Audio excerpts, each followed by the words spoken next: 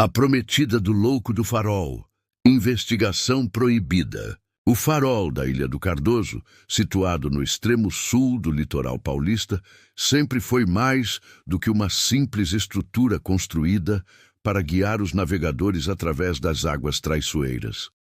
Desde sua fundação em 1925, o farol foi rodeado por histórias de mistério e lendas que os pescadores locais preferiam sussurrar, como se temessem que falar demais poderia atrair a atenção daquilo que espreita nas profundezas do mar. Em 1927, Elias Bragante, um jovem marinheiro, foi designado para cuidar do farol. Era um homem de espírito solitário, de alguém que procurava algo além da superfície do mundo. Mal sabia ele que, ao aceitar o cargo, acabaria sendo atraído por um destino macabro e inescapável. Nos primeiros meses, tudo parecia rotineiro, mas à medida que o tempo passava, Elias começou a sentir uma presença estranha nas noites de neblina, uma sensação como se o próprio mar o estivesse observando. E foi numa dessas noites, em março de 1928, que ele avistou pela primeira vez Marina. Ela estava ali, à beira do penhasco, sua silhueta iluminada pela luz fraca da lua. Seus cabelos negros e longos pareciam se mover como se estivessem sendo puxados pelas correntes do oceano, e seus olhos, profundos como os abismos, fixaram-se nele de uma maneira que ele jamais esqueceria. Os pescadores locais, em murmúrios, falavam dela como a prometida do louco do farol, uma mulher mítica que se dizia surgir do mar para tomar a alma daqueles que, como Elias, se perdessem na solidão do farol. Elias começou a escrever cartas, não cartas comuns, mas juras de amor e entrega. Ele falava com Marina como se ela fosse a única coisa real em um mundo que gradualmente começava a se desintegrar ao seu redor. Mas quanto mais ele se entregava ao mar, mais ele se sentia preso a algo que não compreendia completamente. O farol começou a falhar. Primeiro, pequenas falhas na luz. Depois, apagões totais. As águas ao redor da ilha tornaram-se mais traiçoeiras, e em algumas noites, barcos começaram a desaparecer, sumindo nas brumas. Nos anos seguintes, Elias continuou a escrever suas cartas e a lançar ao mar, mas algo estranho acontecia. Ele não estava mais sozinho. A mulher do mar vinha a ele todas as noites, sedutora, silenciosa, como um espectro, e o farol que ele deveria vigiar tornou-se sua prisão. Numa dessas noites, em novembro de 1930, ele viu, não em sonhos, mas em carne e osso, Marina caminhar sobre as águas, sua figura distante e etérea. Ele tentou chamá-la, mas ela não respondeu. Ele sabia que não podia voltar atrás. A mulher que ele amava não pertencia a esse mundo. Em 1935, uma tempestade brutal assolou a região. Durante essa noite, o último sinal de vida de Elias foi dado. Aqueles que sobreviveram à tempestade relataram ter visto de longe uma figura familiar, Elias, caminhando sobre as águas ao lado de Marina.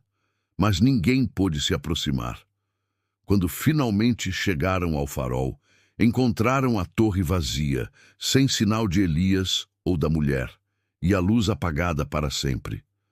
Desde aquele dia, o farol nunca mais se acendeu completamente. O que aconteceu com Elias e com Marina? Alguns acreditam que ele foi levado para o fundo do mar. Outros juram que ele ainda guarda o farol, preso entre dois mundos. Em 1942, uma expedição arqueológica foi enviada para investigar o farol e a ilha. Entre os destroços encontrados na base do farol estavam pedaços de vidro antigo e uma pequena caixa de ferro. Dentro da caixa, um colar de pérolas negras e uma carta, datada de 1792, escrita em uma língua que poucos conseguiam decifrar. Os símbolos nela estavam ligados a antigas tribos nativas e, mais importante ainda, eram relacionados com rituais de adoração ao mar. A carta dizia: "Prometo-te, eterno amante, que voltarei, ainda que o mar precise arrastar minha alma para os abismos. Não temais, porque o nosso amor será eterno como as marés, até que as estrelas deixem de brilhar. O arqueólogo-chefe da expedição, João Alvarez, afirmou que o farol de Ilha do Cardoso estava, de alguma forma, imbuído de uma energia antiga, uma energia que não podia ser explicada apenas pelas lendas locais. Ele acreditava que Elias e Marina haviam feito um pacto antigo, um juramento de amor que tinha se entrelaçado com o próprio mar, como se ambos fossem prisioneiros desse juramento. Em 1975, uma nova expedição foi enviada para as ruínas do farol. O que eles encontraram foi ainda mais perturbador. Entre os fragmentos de ânforas e objetos submersos, foi encontrado um medalhão com uma inscrição estranha que dizia: "Do mar para sempre até o fim das estrelas". Esses objetos, juntamente com as histórias de marinheiros que juram ter visto uma luz fraca no farol em noites de lua cheia, fazem muitos acreditarem que Elias e Marina nunca se separaram. Eles ainda estão lá, no mar, entre os ventos e as ondas, esperando que alguém se perca e aceite o mesmo destino que eles. Há quem diga que em noites muito escuras ainda é possível ver figuras andando sobre a água, desaparecendo antes que alguém tenha coragem de se aproximar. E se você se aproximar do farol, se escutar o sussurro do vento, você pode até sentir uma presença. Eles estão esperando, como sempre estiveram. E quem se aproxima do farol, de algum modo, também se aproxima do mar. Porque o mar nunca esquece as promessas feitas.